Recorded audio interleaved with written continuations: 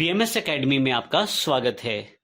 इस सेशन में हम बात करने वाले हैं जीएसटी में किस प्रकार से हम अगर कोई गुड्स या सर्विसेज को हम इंपोर्ट करते हैं किसी दूसरे देश से तो उसे किस प्रकार से एंटर कर सकते हैं। तो देखिए हमारे पास यहाँ पे एक एग्जाम्पल पहले से तैयार है। हम जब किसी प्रोडक्ट को या किसी सर्विस को इंपोर्ट करते हैं दूसरे देश से तो उस पे IGST चार्ज किया जाता है, यानी कि इंटीग्रेटेड टैक्स को चार्ज किया जाता है। इसके लिए हमने एक एग्जांपल यहाँ पे लिया है। इस पे हमने ये अकाउंट्स की जानकारी दी है जो हमें बनाना है। परचेज इंपोर्ट, यह टैक्सेबल इंपोर्ट रहेगी परचेज के अंतर्गत।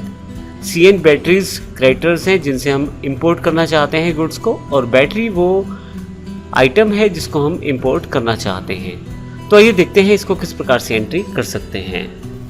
तो आइए देख लेते हैं। सबसे पहले अकाउंट्स हमें जो लेजर्स क्रिएट करने हैं, मैंने ये सभी लेजर्स पहले से बना के रखी हुई हैं। ज़रूरी है कि आप इन्हें एग्जाम्पल के साथ क्रिएट कर लें। मेरे पास यह है, कंपनी का नाम नवटेक कंप्यूटर्स है और मास्टर्स में अकाउंट्स इन्फो पर आकर मैं लेजर्स में अल्टर पे आ जाता हूँ ताकि आपको क्रिएट करके दिखा दूँ। CN बैटरीज जो मेरे क्रेडिटर्स हैं इनका अकाउंट मैंने बनाया है।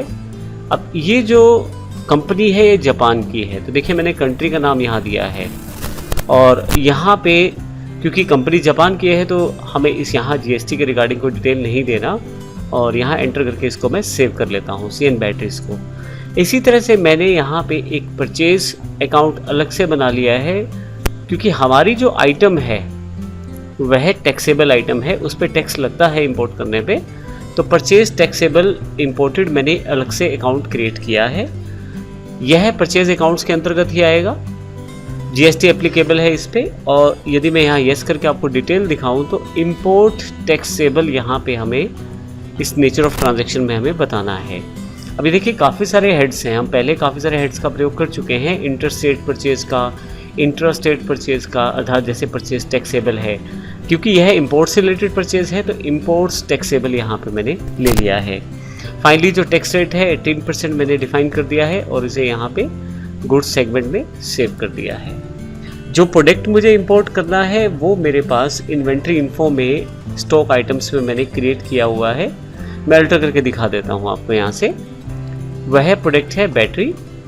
तो बैटरी जो प्रोडक्ट है इससे रिलेटेड इन्फॉर्मेशन मैंने यहाँ दिया हुआ है। यदि मैं यहाँ आपको यस करके दिखाऊँ, टैक्सेबल आइटम है और यहाँ पे मुझे क्योंकि यह 18% आइटम है तो 18% यहाँ पे डिफाइन मैं कर सकता हूँ। इसे मैं यहाँ पे डिफाइन कर देता हूँ, फाइनली गुड्स, और इसे यहाँ पे मैं सेव कर देता हूँ।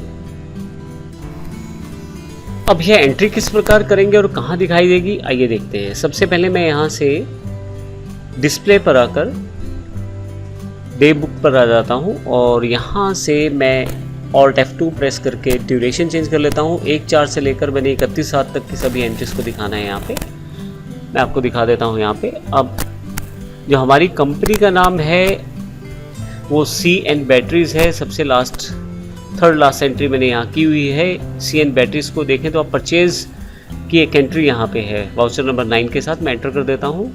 आइए एंट्री देखते हैं किस प्रकार से की गई है। सबसे पहले मैंने सप्लायर का इनवॉइस नंबर दिया है।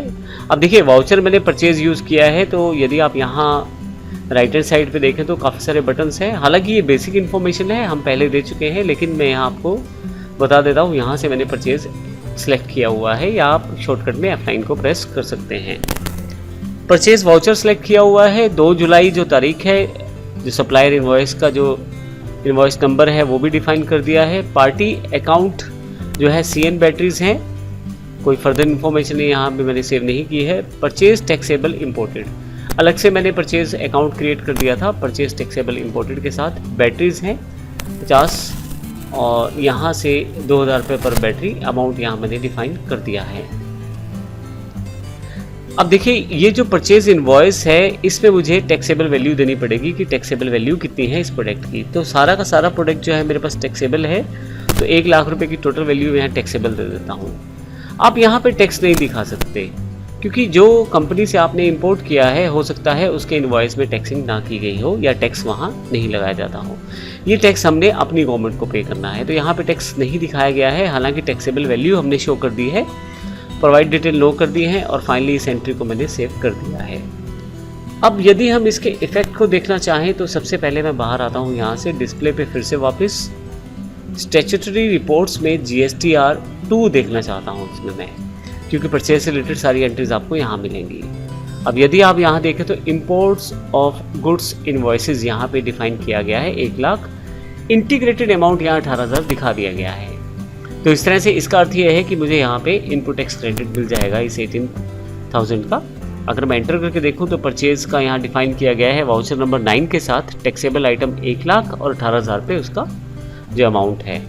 तो इस तरह से हम लोग ये कह सकते हैं कि यहाँ पे इंपोर्ट में हमने यहाँ पे उसकी ऑटोमेटिकली जो कैलकुलेशन है परचेज इनवॉइस में उसको GST 2 में शामिल कर लिया गया है। जो टैक्स हमने वहाँ टैक्सेबल वैल्यू के साथ दिया था तो वो 1 लाख दी थी, इस कारण 18% की आइटम थी तो 18,000 यहाँ पे दिखा दिया गया है। तो इस प्रकार हम इंपोर्ट आइटम्स की एंट्री कर सकते हैं।